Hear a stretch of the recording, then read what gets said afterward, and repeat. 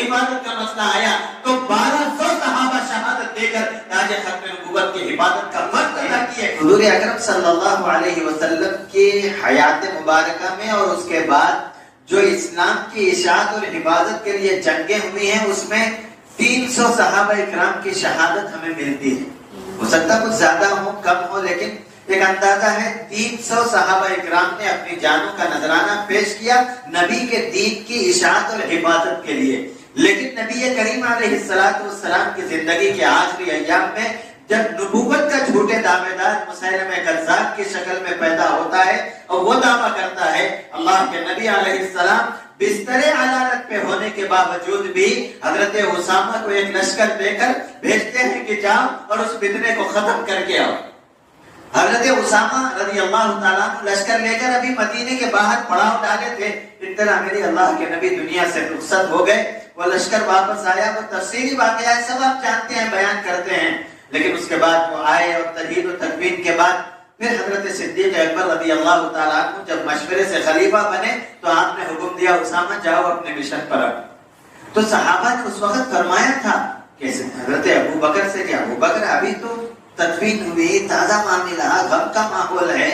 ابھی 2-4 دن ان کو ٹھہر جانے دیجیے اس قافلے کو، اور اس کے بعد یہ لوگ چلے جائیں گے، ابھی پورا مدینہ کیا پورا حرم سوگوار ہے۔ صدیق اکبر رضی اللہ تعالیٰ عنہ کے چہرے پہ چمک آئی اور فرمایا کہ جس لشکر کو نبی نے اپنی زندگی میں روانہ کر دیا، ابو بکر کی مجال نہیں ہے کہ اب تھوڑی دیر کے لیے اس لشکر کو روکے، اس لیے کہ یہ دین کی اشاعت اور حفاظت کا نہیں بلکہ نبی کی ناموس کی حفاظت کا مسئلہ ہے، تاج ختم نبوت کی حفاظت کا مسئلہ ہے، اس میں تاخیر نہیں ہو سکتی۔ وہ لشکر کو روانہ کیا۔ میرے عزیزو، اسلام کی حفاظت اور اشاعت کے لیے 300 صحابہ شہید ہوئے، اور جب تاج ختم نبوت کی حفاظت کا مسئلہ آیا تو 1200 صحابہ شہادت دے کر تاج ختم نبوت کی حفاظت کا فرض ادا کیے۔ وہ 1200 اس لیے شہید ہوئے، اس لیے خون بہایا کہ وہ جانتے تھے تاج ختم نبوت دین کی جڑ ہے، دین کی بنیاد ہے، ایمان کی بنیاد ہے۔ اگر جڑ محفوظ ہے تو شاخیں محفوظ رہیں گی قیامت تک، اور اگر جڑ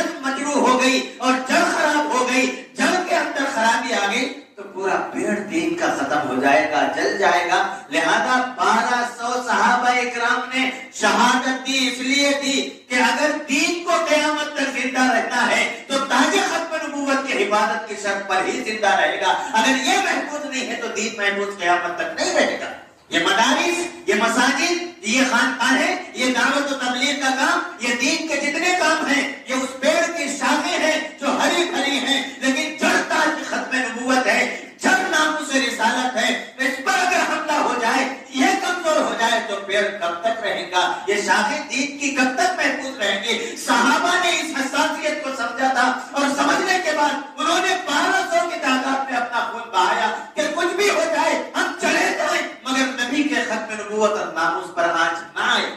الحمدللہ شہادتوں کے بعد تاج ختم نبوت کی حفاظت کا فرض ادا کیا اور ہوا۔ لیکن چونکہ آقا علیہ السلام نے فرما دیا تھا کہ میری امت میں 30 بڑے بڑے دجال آئیں گے، ان میں سے ہر ایک یہ دعویٰ کرے گا کہ میں نبی ہوں، سب کے سب کذاب ہوں گے، دجال ہوں گے۔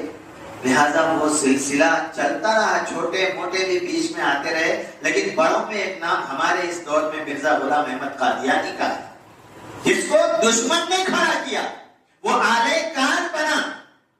اسے لالچ دے کر، اس سے مختلف دعوے کرا کر بالآخر 1903 میں اس سے نبوت کا دعویٰ کروا دیا، اس لیے کہ انگریز جانتا تھا کہ جب تک مسلمانوں کے دلوں میں نبی کی محبت پیوست ہے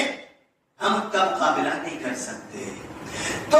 دین کو پر داغ لگانے سے پہلے جڑ کو کھوکھلی کرنے کی ضرورت ہے۔ پیڑ کی شاخوں کو بعد میں کاٹو، وہ خود بخود سوکھیں گی، ان کو کاٹنے کی ضرورت نہیں ہے، جڑ کو کھوکھلی کرو۔ لہذا اس پلان کے تحت اس نے ناموس نبی پر حملہ کرنے کے لیے اس کو کھڑا کیا، اس بدبخت نے کھڑے ہو کر نبوت کا دعویٰ کیا، اور آج پوری دنیا میں ایک بڑا حصہ اس کو نبی ماننے والا، مسیح ماننے والا ہمارے سامنے ہے۔ ہم بہت سے ملکوں میں جاتے ہیں، ان ملکوں میں یقین نہیں آتا، ہمیں حیرت ہوتی ہے کہ اچھے خاصے دیندار پڑھے لکھے لوگ، ڈاکٹر، انجینئر اور عالم حافظ لوگ بھی اس فتنے سے متاثر ملتے ہیں، صرف اس لیے کہ ان کی رہبری